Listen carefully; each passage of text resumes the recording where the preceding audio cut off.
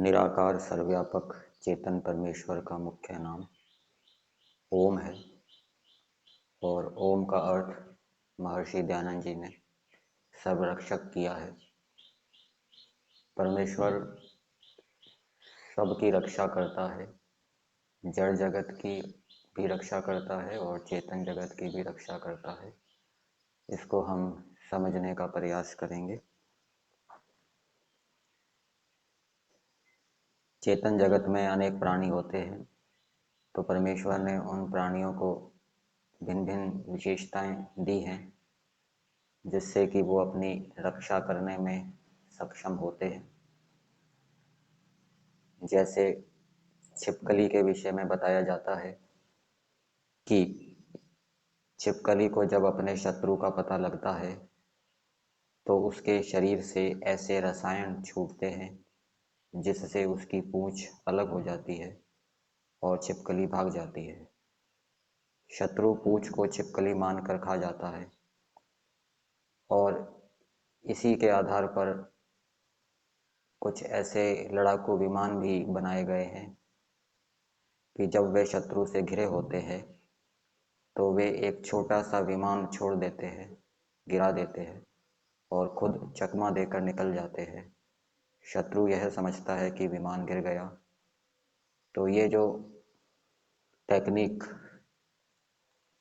सेना वालों ने सीखी है, ये प्रकृति से ही सीखी है, चेतन जगत से ही सीखी है। और भी हम ईश्वर की रक्षा को समझने का प्रयास करते हैं। बताया गया कि समुद्र में वर्षा होने से, जब समुद्र में वर्षा होती है तो समुद्र का जो खारापन है वो कम हो जाता है, जिससे समुद्र में रहने वाले प्राणियों की रक्षा होती है। ऐसे ही सर्दियों में मच्छर कम हो जाते हैं, मर जाते हैं, जिससे मलेरिया आदि रोगों से मनुष्यों की रक्षा होती है। जब संतान उत्पन्न होती है तो माता पिता का उस संतान से विशेष लगाव होता है। ये भी एक ईश्वर की रक्षा है। परमेश्वर ने 4 वेदों का ज्ञान दिया, उनके माध्यम से भी हम मनुष्यों की रक्षा की। रात को हम जब सोते हैं तो सोने से हमारी सारी थकान मिट जाती है और प्रातःकाल फिर हम फुर्ती से उठकर अपने कार्यों में लग जाते हैं। तो ये निद्रा भी परमेश्वर ने हमारी थकान को दूर करने के लिए उत्पन्न की है। ये भी परमेश्वर की एक रक्षा है। अनेक प्राणियों को अपने भोजन व रोग का ज्ञान होता है और जब उनको कोई विशेष रोग होता है तो वो उसके अनुकूल भोजन करते हैं, क्रियाओं को करते हैं, जिससे कि उनका रोग दूर हो जाता है। तो ऐसा ज्ञान विज्ञान परमेश्वर ने प्राणियों को दिया है। जो विषैले प्राणी होते हैं वो हम मनुष्यों से दूर रहते हैं, ऐसा बताते हैं, जिससे कि मनुष्यों की रक्षा होती है। जैसे सांप आदि है, छिपकली आदि है, वो तुरंत भाग जाते हैं, नजदीक नहीं आते, दूर दूर रहते हैं। पौधों की रक्षा प्रकाश आदि से होती है। पौधों की रक्षा के लिए परमेश्वर ने सूर्य चंद्रमा का प्रकाश बनाया। इसी प्रकार से परमेश्वर भय लज्जा आदि के माध्यम से भी रक्षा करते हैं। हमारे कर्मों का हिसाब रखते हैं और उन कर्मों का ठीक ठीक फल देते हैं। ये भी परमेश्वर की एक रक्षा है। हम अपने कर्मों का पूरा पूरा हिसाब नहीं रख सकते, ना ही उनका फल लेने का सामर्थ्य हमारे में है।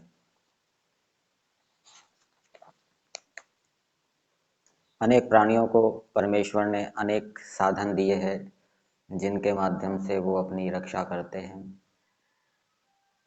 जैसे हिरण के विषय में बताया कि हिरण अपने सींग से क्षेत्रीय रोग या विष को नष्ट कर देता है। ऐसे ही गाय आदि प्राणियों को परमेश्वर ने सींग दिए हैं जिसके माध्यम से वो अपनी रक्षा करते हैं। पंजे दिए हैं, उसके माध्यम से अपनी रक्षा करते हैं। बहुत से प्राणी ऐसे होते हैं जिनको भूकंप का ज्ञान हो जाता है। जैसे कुत्ते के विषय में बताया जाता है कि जब भूकंप आने वाला होता है तो कुत्ते सजग होकर कान खड़े कर लेते हैं और विचित्र आवाज़ें निकालने लगते हैं। तो ये भी एक प्रकार से ईश्वर की रक्षा है। मनुष्यों को ये पता होना चाहिए कि भूकंप आने पर प्राणियों के कैसे कैसे संकेत होते हैं, तो उसके माध्यम से वो अपनी रक्षा कर सकते हैं। इसी प्रकार से हम प्राणियों के माध्यम से मौसम परिवर्तन का भी आभास कर सकते हैं।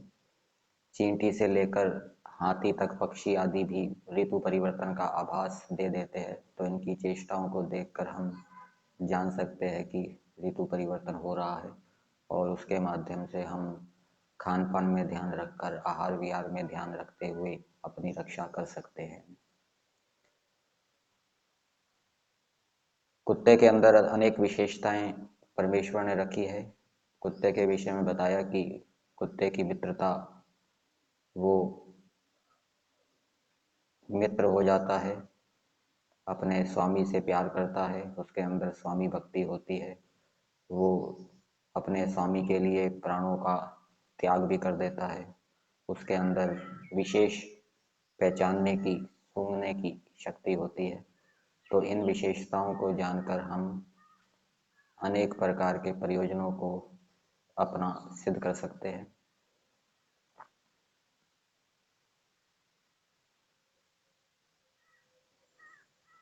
पशु पक्षियों की बोलियों व उनके संकेतों से बताया शुभ अशुभ का ज्ञान, प्रकृति में होने वाली घटनाएं, वर्षा, भूकंप, बिजली गिरना, हिंसक प्राणियों की गुप्त स्थिति, भोजन आदि में विष की उपस्थिति आदि अनेक रहस्यमय ज्ञान प्राप्त होते हैं। तो ये ज्ञान पशु पक्षियों की बोलियों से और उनके संकेतों से प्राप्त होते हैं। तो इन ज्ञानों को प्राप्त करके हम अपनी रक्षा कर सकते हैं और पशु पक्षियों की भी रक्षा कर सकते हैं। परमेश्वर ने हाथी को दांत दिए और दांत देने का प्रयोजन बताया कि हाथी दांतों से वृक्षों की छाल फाड़कर खाता है, वृक्षों को गिराकर उनकी मूल खाता है। पलाश आदि के वृक्ष बताए गए कि उनको गिराकर उनकी जड़ों को वो खाता है। तो ये परमेश्वर ने रक्षा के साधन दिए हैं, दांत आदि, जिनके माध्यम से प्राणी अपनी रक्षा करते हैं। इसी प्रकार से दूसरे प्राणियों के माध्यम से भी हम मनुष्यों की रक्षा होती है। ये भी परमेश्वर की एक रक्षा करने वाली व्यवस्था है।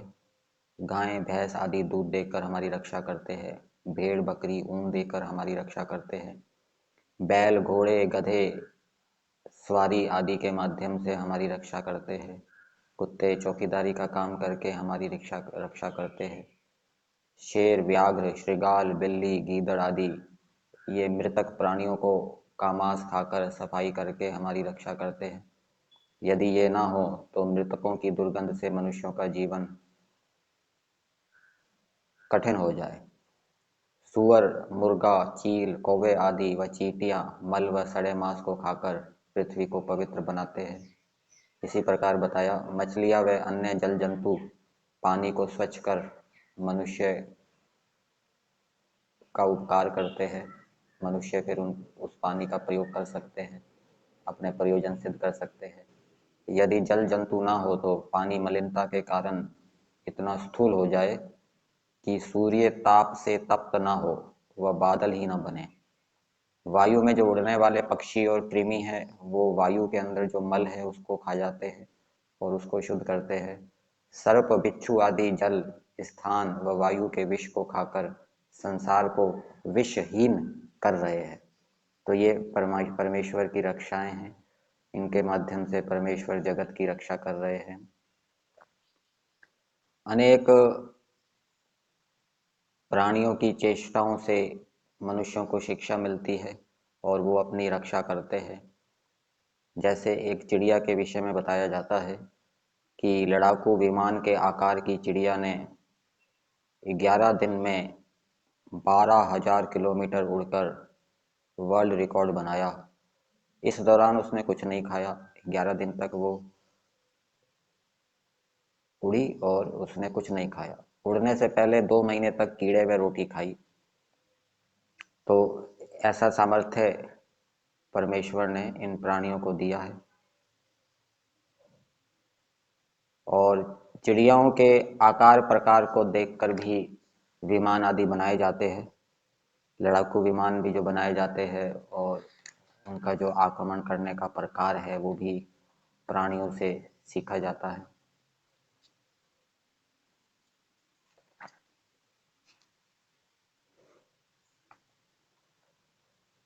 चींटियां भी हमें शिक्षा देती है और उसके माध्यम से हमारी रक्षा होती है।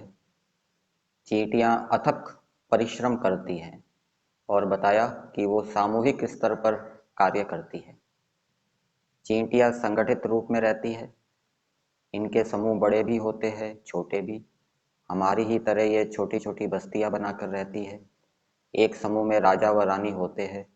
अलग अलग काम करने के लिए इनमें सेवक चींटियां होती है। इनकी सेनाएं भी होती है जो एक दूसरे पर हमला करती हैं। मजबूत चींटियां कमजोर चींटियों को खदेड़कर उनके बिल पर कब्जा कर लेती है, उनके अंडों पर कब्जा कर लेती है। उन अंडों से बच्चे निकलने पर उनसे गुलामों का काम लिया जाता है।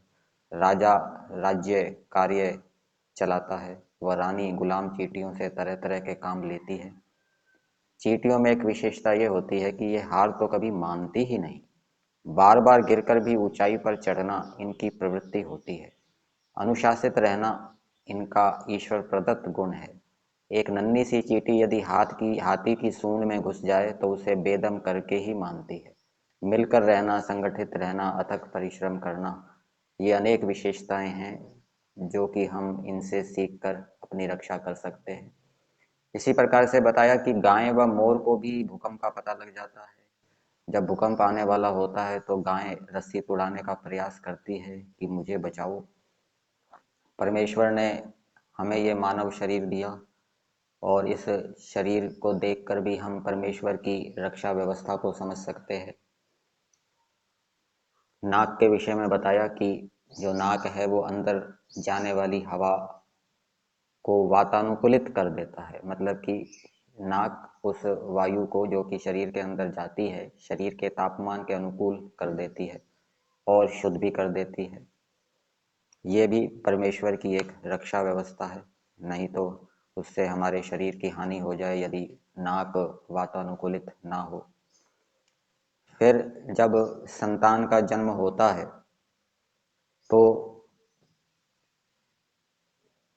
माता का जो दूध होता है जन्म के तुरंत बाद उसको खीस कहते हैं, जिसमें प्रोटीन व कई पाचक एंजाइम तथा रोग प्रतिरोधक तत्व प्रचुर मात्रा में होते हैं। बताते हैं कि कुछ मान्यताओं या परंपरागत प्रथा के अनुसार इस दूध को गाढ़ा, गंदा, जमा हुआ पदार्थ मानकर शिशु को ना पिलाकर निकाल कर फेंक दिया जाता है। परंतु यह खीस शिशु को रोगों से लड़ने की क्षमता व संक्रामक रोगों से सुरक्षा प्रदान करने वाला होता है। गाय माँ का भी दूध पिलाने से स्वास्थ्य अच्छा होता है। तो ये भी परमेश्वर ने अच्छी व्यवस्था बनाई कि जो छोटा बच्चा होता है उसको गाय का दूध अनुकूल रहता है, और माँ भी अधिक समय तक दूध पिलाएगी तो वो दुर्बल हो सकती है, इसलिए गाय का दूध पिलाने से माँ की भी रक्षा होती है और बालक की भी रक्षा होती है। इसी प्रकार से गाय जब ब्याती है तो तुरंत बाद जो गाय का दूध होता है वो उत्पन्न हुए बछड़े या बछिया के लिए बहुत लाभदायक होता है, उसको रोगों से बचाने वाला होता है। और परमेश्वर की रक्षाएं देखिए बताई गई है। सिर के जो हमारे बाल होते हैं वो हमें सर्दी, गर्मी, वर्षा व चोट से रक्षा करते हैं। जो हमारी भौहें हैं वो पसीने आदि को आंखों में जाने से रोकते हैं। जो पलके हैं वो आंख में तिनका, मिट्टी आदि जाने से रोकते हैं। और जो नाक है, नाक के अंदर अनेक रेशे होते हैं जो बाहरी पदार्थों व जीव जंतुओं को अंदर जाने से रोकते हैं। और देखिए ईश्वर की व्यवस्था, रक्षा व्यवस्था, ईश्वर कृपा से हमारे शरीर में यकृत द्वारा विटामिन ए का भंडारण करने की क्षमता होती है, ऐसा बताते हैं। इसलिए दैनिक आहार में यदि विटामिन ए की मात्रा ज़्यादा हो जाती है तो यकृत इसको संग्रह कर लेता है, और फिर जब किसी कारण से विटामिन ए नहीं मिलता तो ये जो संग्रहित हुआ विटामिन ए है यकृत में, ये हमारे काम आता है। आम, गाजर, टमाटर, पपीता, पत्ता गोभी, इनमें कैरोटीन होता है जो आहार के साथ यकृत में जाकर विटामिन ए में परिवर्तित हो जाता है। तो ये परमेश्वर ने अनेक प्रकार की व्यवस्थाएं बनाई है। यकृत के अंदर ये विशेषता दी है कि वो विटामिन ए बनाता भी है और उसको संग्रहित भी करता है। कुत्ते के विषय में जैसे पहले बताया था और भी बताया कि वो मनुष्यों का मित्र होता है, अन्नदाता के लिए अपने प्राण भी देने को तैयार होता है। उसमें घ्राण शक्ति विशेष होती है, श्रवण शक्ति भी प्रबल होती है। इनके चमड़े में श्वेत ग्रंथि नहीं होती, इसलिए गर्मियों में ये जीभ बाहर निकाल कर रखते हैं शरीर ताप को कम करने के लिए, जबकि स्तनधारियों में सामान्यतः श्वेत ग्रंथि होती है। तो कुत्ते से भी हमें अनेक बातें सीखने को मिलती है, श्वान निद्रा, सतर्कता, स्वामी भक्ति आदि, और इन गुणों के माध्यम से हम अपनी भी रक्षा कर सकते हैं और कुत्ते को पालकर भी हमारी सुरक्षा होती है। और परमेश्वर की सुरक्षा व्यवस्था देखिए कि जब बिजली कड़कती है तो ऐसा बताते हैं कि बिजली कड़कने से इतनी खाद निकलती है, बनती है, जितनी फर्टिलाइजर कंपनी एक वर्ष में भी नहीं बना सकती। और वर्षा के होने से भूमिगत जल का स्तर भी ऊंचा हो जाता है, जिससे कि फिर पानी की कमी नहीं रहती, पर्याप्त पानी मिलता है। तो ये परमेश्वर की रक्षाएं हैं। फिर और बताया, परमेश्वर ने विश्व में अनेक जंगलों को बनाया है, उत्पन्न किया है, जिनके माध्यम से हमारी रक्षा होती है। ऐसा बताते हैं कि दुनिया की 20% जो ऑक्सीजन है वो अमेजन के जंगलों द्वारा पैदा की जाती है। ये जो जंगल हैं ये 8 करोड़ 15 लाख एकड़ में फैले हैं। इसी प्रकार से तुलसी, पीपल, नीम व बरगद दूसरों के मुकाबले अधिक ऑक्सीजन पैदा करते हैं दूसरे पौधों के अपेक्षा। पेड़ों की जो कतार है वो धूल मिट्टी के स्तर को 75% तक कम कर देती है, ऐसा बताते हैं। तो इस प्रकार से ये हमारी रक्षा करते हैं वातावरण को शुद्ध करके। एक पेड़ दिन में इतनी ऑक्सीजन देता है जिससे 4 आदमी जिंदा रह सके। तो ये पेड़ भी हमें ऑक्सीजन देकर हमारी रक्षा करते हैं, इसलिए अधिक से अधिक पेड़ों को लगाना चाहिए। जितना अधिक हम पेड़ों को लगाएंगे, उनको पानी देंगे, पालेंगे, उतना संसार का उपकार होगा। पेड़ों से जो घिरा हुआ इलाका है वो ठंडा होता है। बहुत गर्मी है, लेकिन पेड़ों से घिरे हुए इलाके में ठंडक रहेगी, वहाँ एसी जैसा वातावरण होगा और वहाँ प्राणी सुखपूर्वक रह सकेंगे गर्मियों में। परमेश्वर ने हमें नाखून दिए, तो नाखूनों के विषय में बताया, यदि अंगुलियों में नाखून ना हो तो काम करना कठिन हो जाएगा। तो इस प्रकार से हम देखते हैं कि परमेश्वर अनेक प्रकार से प्राणियों की रक्षा करते हैं। ये परमेश्वर की सामान्य रक्षाएं बताई गई है। और विशेष रूप से परमेश्वर उनकी रक्षा करते हैं जो परमेश्वर की आज्ञा का पालन करते हैं। उनको परमेश्वर विद्या, विज्ञान, प्रेरणा आदि देकर उनकी विशेष रूप से रक्षा करते हैं।